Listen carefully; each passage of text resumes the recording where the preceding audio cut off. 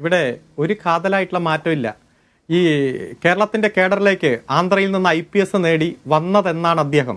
ഈ കൂത്തുപറമ്പ് വെടിവെപ്പിന്റെ 2 ദിവസം മുമ്പാണ്.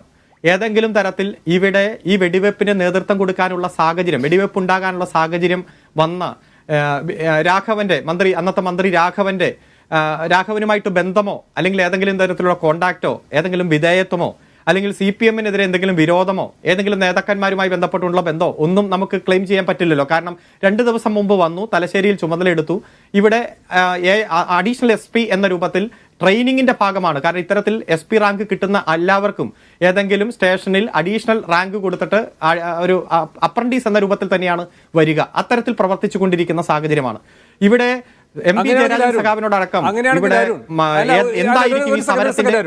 അത്രയും ഒരു പുതുമുഖമാണ് എങ്കിൽ ആ പ്രദേശത്തെ പറ്റി അറിയാത്ത, ഇങ്ങനെയൊക്കെയാണല്ലോ ഇന്നിപ്പോ MV ഗോവിന്ദനും പ്രതികരിച്ചിരിക്കുന്നത്. അത്രയും ഒരു പുതുമുഖമാണെങ്കിൽ ഇദ്ദേഹത്തിന്റെ ഒരു മൊഴിയായി പറയപ്പെടുന്ന കാര്യം എങ്ങനെ സംഭവിച്ചു? MV രാഘവനെ ഒരു കാരണവശാലും വെറുതെ വിടില്ല എന്ന് DYFIക്കാർ പറഞ്ഞു എന്ന കാതലായ ഒരു മൊഴിയുണ്ടല്ലോ. ആ മൊഴിയുടെ അടിസ്ഥാനത്തിലാണല്ലോ CPM-നെ പ്രതിക്കൂട്ടിൽ, DYFI പ്രതിക്കൂട്ടിൽ നിർത്താനൊക്കെ ഈ റവാഡയ്ക്ക് കഴിഞ്ഞിട്ടുള്ളത്. അതുമായി ബന്ധപ്പെട്ട നിയമയുദ്ധമാണല്ലോ CPM നടത്തിയിട്ടുള്ളത്. ഇയാൾ ഈ പറയുന്ന നിയമയുദ്ധത്തിൽ നിർബന്ധിക്കപ്പെട്ടതും അങ്ങനെയാണല്ലോ. ഇയാളെ പ്രതിസ്ഥാനത്ത് നിന്ന് മാറ്റണമെന്ന് പറഞ്ഞ് അല്ലെങ്കിൽ ആ FIR ക്വാഷ് ചെയ്യണമെന്ന് പറഞ്ഞ് ഇയാൾ നിയമയുദ്ധം നടത്തി അതിൽ 2000-ൽ വിജയിക്കുന്നത് വരെ നിങ്ങളുടെ ഒരു നിയമ പോരാട്ടമുണ്ട്. അവിടെയും നിങ്ങളത് അവസാനിപ്പിച്ചില്ല. ഇന്നിപ്പോൾ MV ഗോവിന്ദൻ പറയുന്നുണ്ടായിരുന്നല്ലോ, കോടതി കണ്ടെത്തി ഇടപെട്ടതോടെ ആ പ്രശ്നം പരിഹരിക്കപ്പെട്ടുവെന്ന്. 2000-ൽ അത് ക്വാഷ് ചെയ്യപ്പെട്ടെങ്കിലും പിന്നീടും നിയമയുദ്ധം നടന്നു. ആ നിയമയുദ്ധം നടത്തിയ പ്രസ്ഥാനത്തിന്റെ പേര് അങ്ങ് പ്രതിനിധീകരിക്കുന്ന പ്രസ്ഥാനമാണ്. പിന്നെ 2012-ലാണ് അത് പൂർണ്ണമായും ഇല്ലാതാക്കപ്പെടുന്നത്. അതിലൂടെ നിങ്ങളുടേത് പരാജയമാണ് എന്ന് നിങ്ങൾ വിലയിരുത്തുന്നുണ്ടോ? അപ്പോൾ ഒന്നാമത്തെ ചോദ്യം, MV രാഘവനെ വകവരുത്താൻ ഉദ്ദേശിച്ചിരുന്നു DYFI.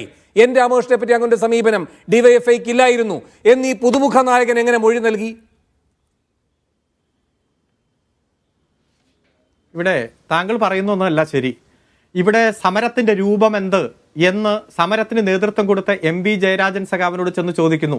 ഞങ്ങൾ പ്രതിഷേധിക്കാനാണ് വന്നത്, ഞങ്ങളുടെ കയ്യിൽ കറുത്ത തൂവാലയാണുള്ളത്, മന്ത്രി മന്ത്രി വന്നാൽ ഞങ്ങൾ പ്രതിഷേധിക്കും. ഒരു മന്ത്രി തിരിച്ചുപോയി. കാരണം ഇവിടെ ശക്തമായിട്ടുള്ള പ്രതിഷേധം ഉണ്ടാവും. ആയിരക്കണക്കിന് DYFI സഖാക്കൾ അവിടെ കേന്ദ്രീകരിച്ചിട്ടുണ്ടെന്നുള്ള വാർത്ത രാവിലെ മുതൽ തന്നെ പുറത്തു വന്നു.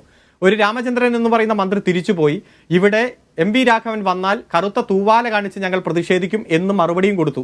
അങ്ങനെയാണെങ്കിൽ ആ വാഹനം കടന്നു പോകാനുള്ള റൂട്ട് കൃത്യമായിട്ട് ഗതാഗത തടസ്സം ഉണ്ടാക്കരുത്, ഇന്ന സൈഡിലേക്ക് പ്രവർത്തകർ മാറണമെന്ന് ഉള്ള നിർദ്ദേശം പോലീസും കൊടുത്തു.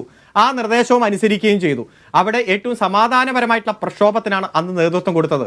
എന്നാൽ വെടിവെക്കാൻ ഉത്തരവ് കൊടുത്തതും വെടിവെച്ചതും അതുപോലെ ലാത്തി ചാർജിന് നേതൃത്വം കൊടുത്തതുമൊക്കെ ആരൊക്കെയാണെന്ന് ഈ ജുഡീഷ്യൽ കമ്മീഷന്റെ റിപ്പോർട്ടിൽ തന്നെ, CPM-ന്റെ റിപ്പോർട്ടല്ലല്ലോ, ജില്ലാ ജഡ്ജിയായി പിന്നീട് ഹൈക്കോടതി ജഡ്ജിയായി ഹൈക്കോടതിയിലെ സീനിയർ ജഡ്ജിയായി മാറിയ ജസ്റ്റിസ് പത്മനാഭൻ നായരുടെ റിപ്പോർട്ട് നമ്മുടെ മുന്നിലുണ്ട്. ആ റിപ്പോർട്ടിലെ ഓരോ വാചകവുമുണ്ട്. 4 പ്രധാനപ്പെട്ട ചോദ്യം അതിൽ കൃത്യമായിട്ട് ഉയർത്തിയിട്ടുണ്ട്. മേൽപ്പറഞ്ഞ പോലീസ് വെടിവെപ്പ് നീതീകരിക്കാവുന്നതാണോ? അതുപോലെ പോലീസ് വെടിവെപ്പിന് ഉത്തരവാദികളായ വ്യക്തികൾ ആര്? അതുപോലെ അതിന് ആനുഷംഗവും അതിൽ നിന്ന് ഉരുത്തിരിയുന്നതുമായ മറ്റു കാര്യങ്ങൾ എന്ത്? കൃത്യമായിട്ട് ചോദ്യം ചോദിച്ച് തന്നെ ഉത്തരം പറഞ്ഞിട്ടുണ്ട്. ആ ഉത്തരത്തിലെല്ലാം നിങ്ങൾ നടത്തിയ നിയമയുദ്ധത്തിന്റെ അടിസ്ഥാനം എന്താണ്?